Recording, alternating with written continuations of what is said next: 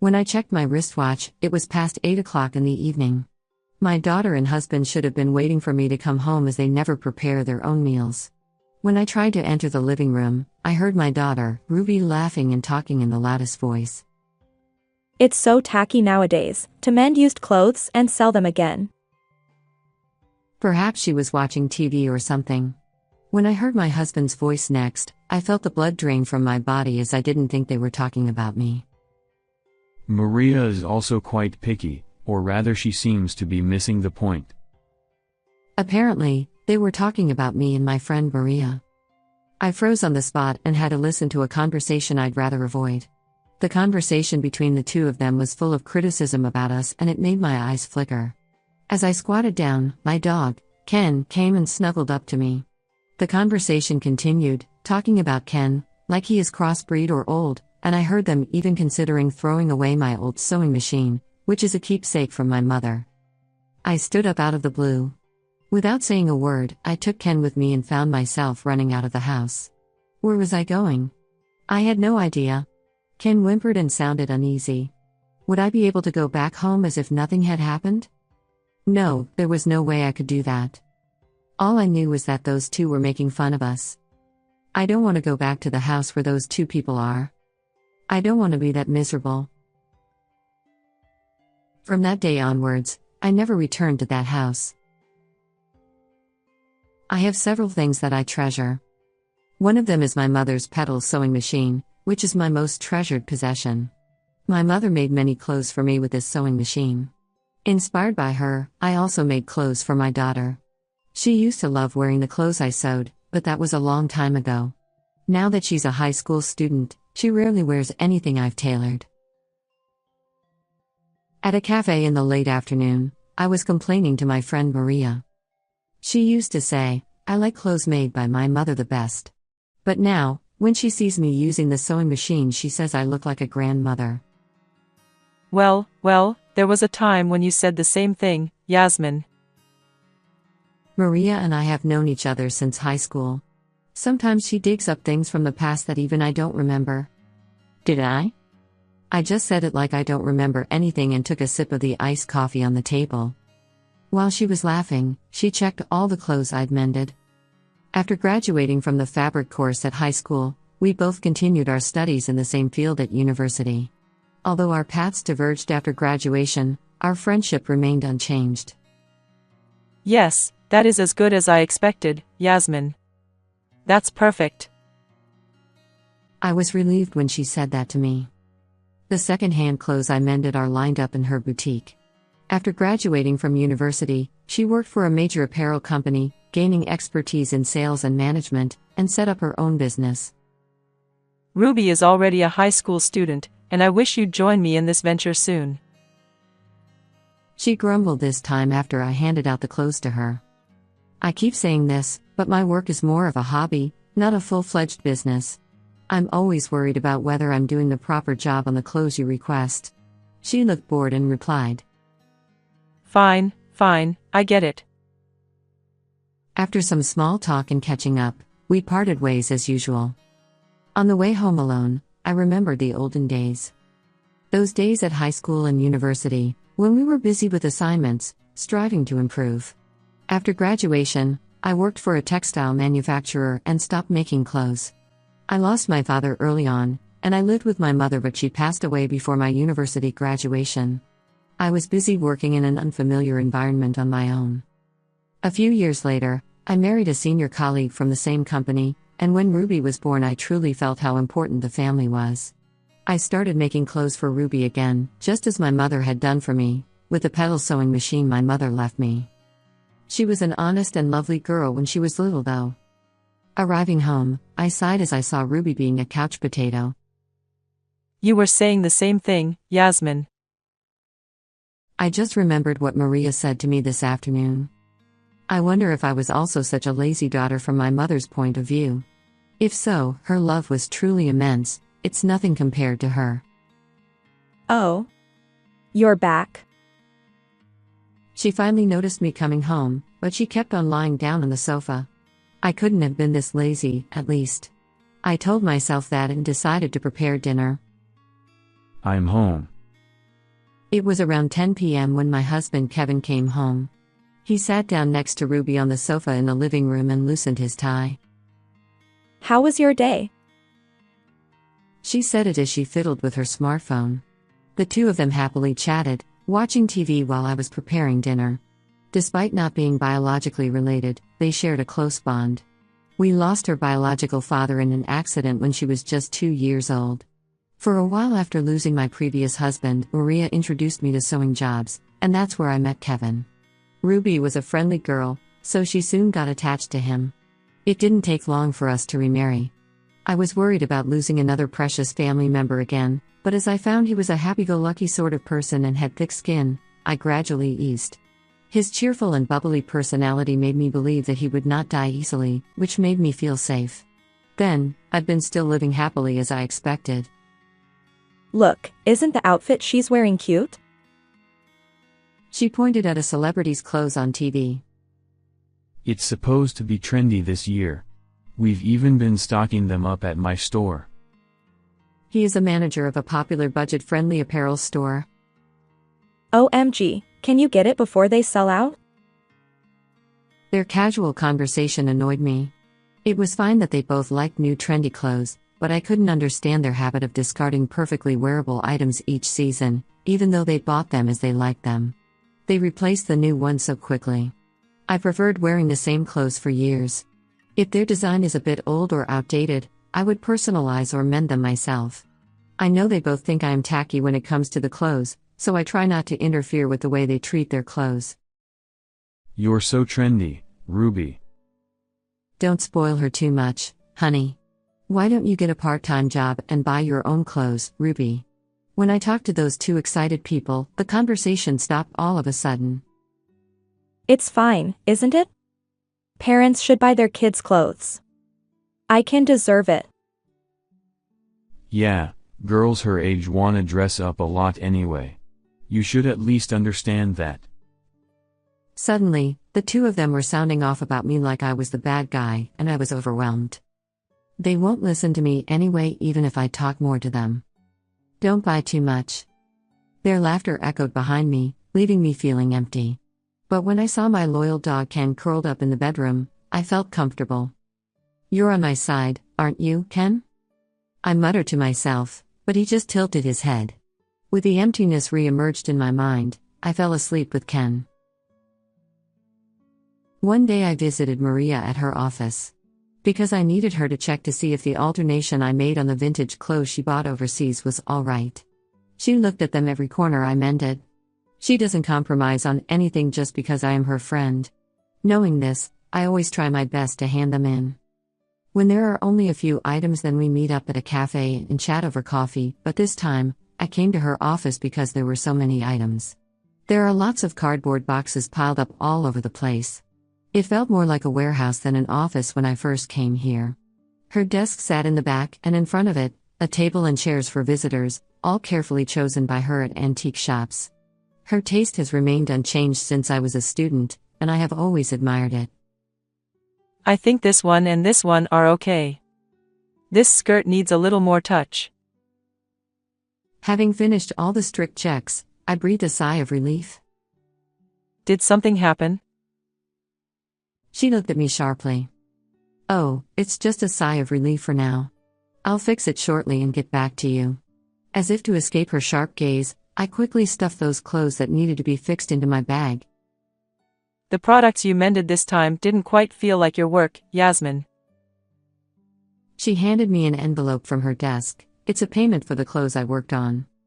I can't take it because some of the items took longer, and I couldn't meet your expectations. She forced me to take the envelope into my hand, which I refused to accept. I believe your skills haven't decreased, Yasmin. In fact, you're at a professional level. So I've also added a technical fee. Her eyes sparkled. I knew that look. It only appears when she is fully into her work. I also know that the fact that she recognizes my skills and even gives me impeccable compensation is not just because I'm her friend. Oh, I have something I wanted to show you. As if deliberately ignoring my attempts to leave, she pulled something out of one of the cardboard boxes. A hand-carved horse? No, it's probably a donkey. The figurine, which could fit in the palm of my hand, was sold for tourists. At a stall in Africa. I think you have a better taste when it comes to sundries. What do you think of this? Well, I gave her my honest opinion. Then I evaluated one by one the sundries that come out one after another. I loved this time spent with her. Before I knew it, time had flown by. Glancing out the window, I realized it was already dusk. I'm sorry, Maria, I have to go home now. She also looked up and was surprised to see the clock in her office. I'm sorry too for keeping you up until this late. It was helpful though. Thank you. Waving goodbye, I hurried out of her office. Passing through the business district and down the nighttime streets, I felt a sense of longing. I remembered my dream, to have many people wear the clothes I made. I had even studied fashion design in college for that purpose. I look out of the train window at the scenery. If I had worked for an apparel company instead of a textile manufacturer back then.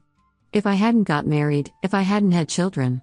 I became mean and ended up arriving in a familiar residential area. Then I came back to reality. Forgetting about the dream I had just remembered, I hurried home. A glance at my watch showed that it was past 8 in the evening. Neither Ruby nor Kevin would be preparing their own meals. They must be waiting for me to come home. Fortunately, since they don't mind ready-made meals like bento boxes or side dishes, I dropped in at a supermarket nearby on my way home to get some groceries. Still, I'm concerned that I haven't heard anything from them. I always tell them in advance or I call them when I'm running late. Today was different. It should be the first time for me not to come home until this late without even preparing dinner. Soon after, I arrived home. Since the light on the front door was on, the two of them must be at home. Could it be they didn't think anything of my not coming home and I was the only one concerned about the time? That thought left me feeling lonely.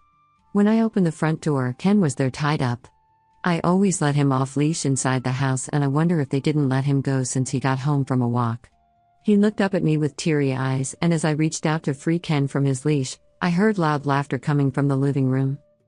I got so frustrated and I made my way to the living room with him. Ken was a dog I had adopted in the first place. I met him when I visited an adoption event organized by the city council for Ruby, who wanted to have a dog.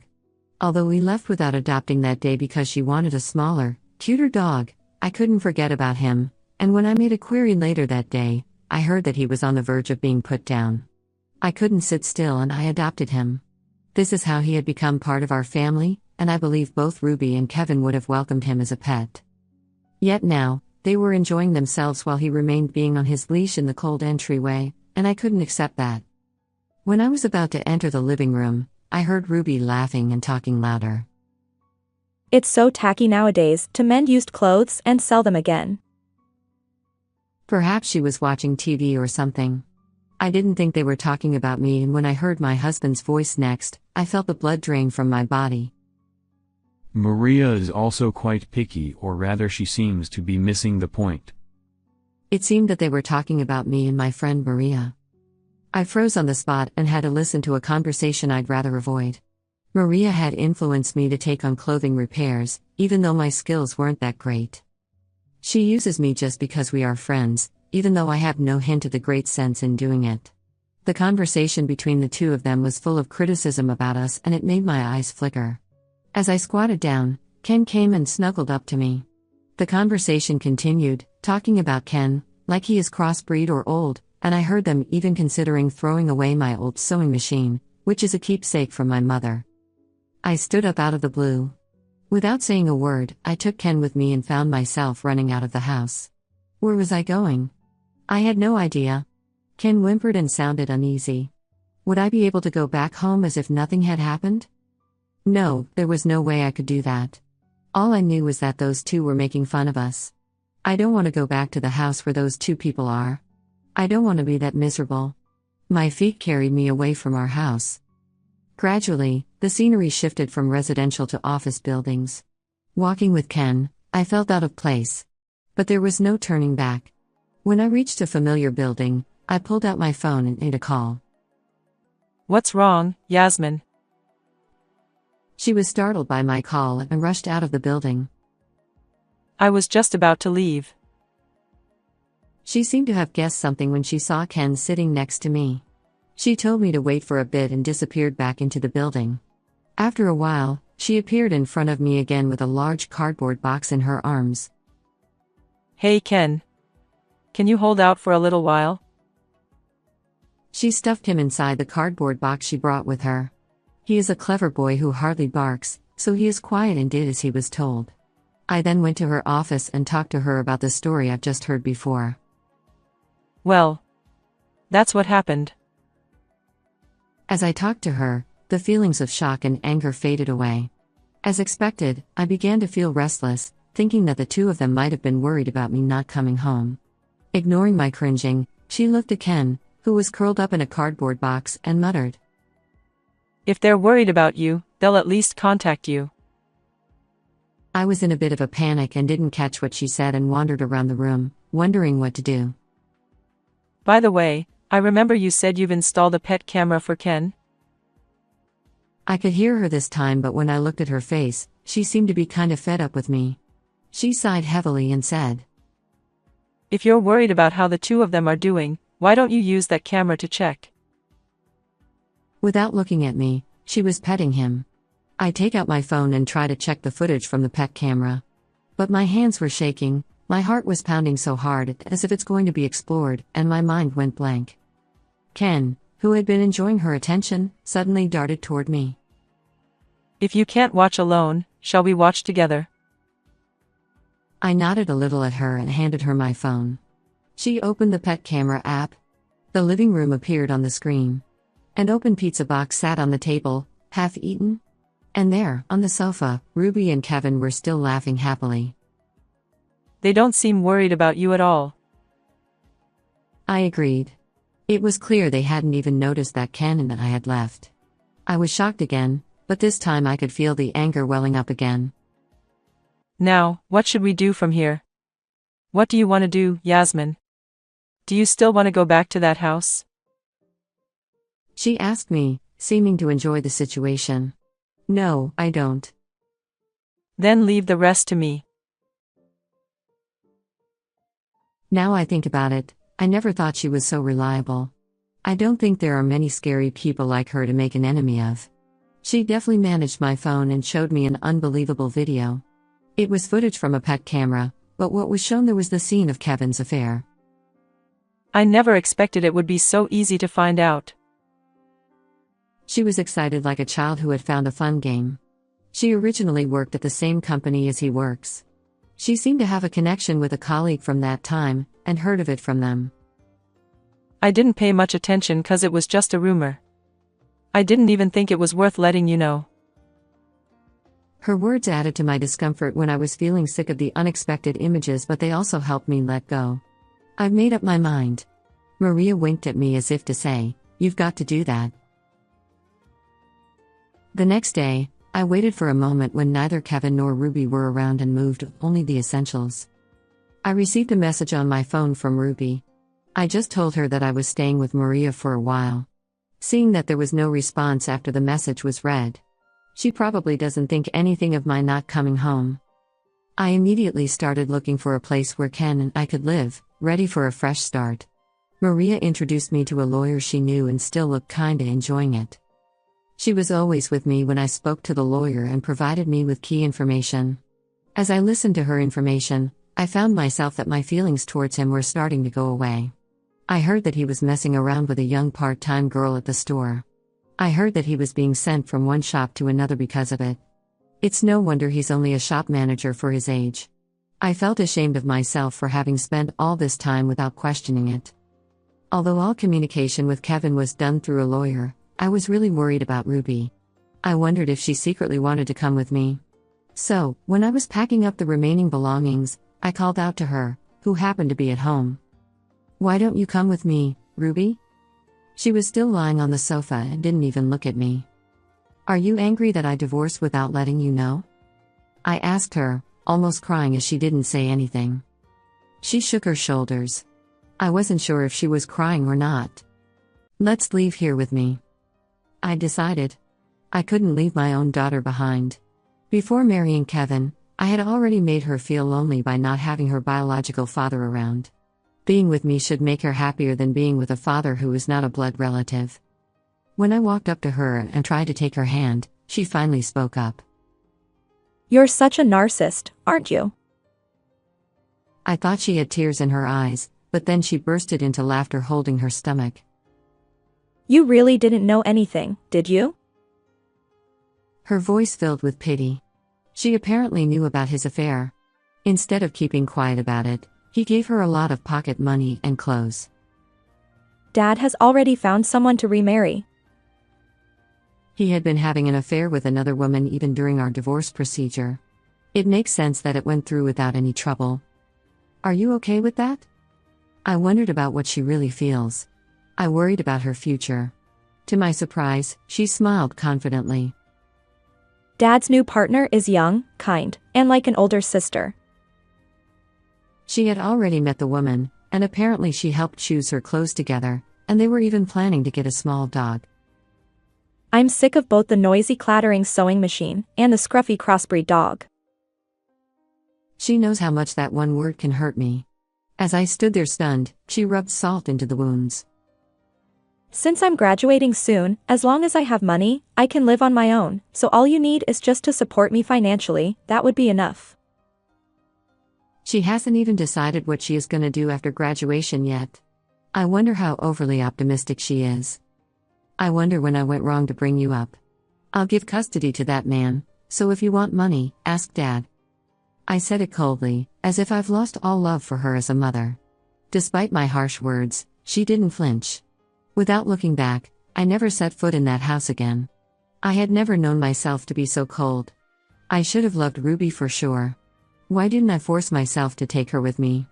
That is the only thing I still regret. 5 years have passed since then. Kevin got fired and lives on a shoestring with Ruby. Since the divorce agreement ensured he wouldn't get involved with me ever again, there's no harm done to me so far. Ruby seems to be supporting him while moving from job to job after graduation. If she ever reached out to me, I'd undoubtedly give her a helping hand, but that never happened. Hey Yasmin, you're holding back again. She snapped me out of my thoughts. Since then, I have been officially working for her. She became much more active and her company's performance improved significantly since I became the office manager. We moved to a spacious office where I had my workspace and even a cozy corner for Ken. I don't have kids, so I don't really know, but you're thinking of taking care of Ruby, aren't you, Yasmin? She asked me while making coffee. She really knows me. I once asked a lawyer to try to get custody of Ruby back. But when the lawyer went to talk to her, I hesitated when I heard the voice recorder. If you're getting rid of the sewing machine and the crossbreed dog, then I will. It was then that I realized that I could not give up the sewing machine and Ken for her. I abandoned my daughter. For my dreams, for my beliefs. She offered me a freshly brewed coffee without saying a word. Thank you. We both sipped our coffee and went back to work. I hope one day Ruby will understand the value of these rework clothes. I keep stepping on the sewing machine with that wish in mind. How did you find this story? Please subscribe to our channel. Until next time.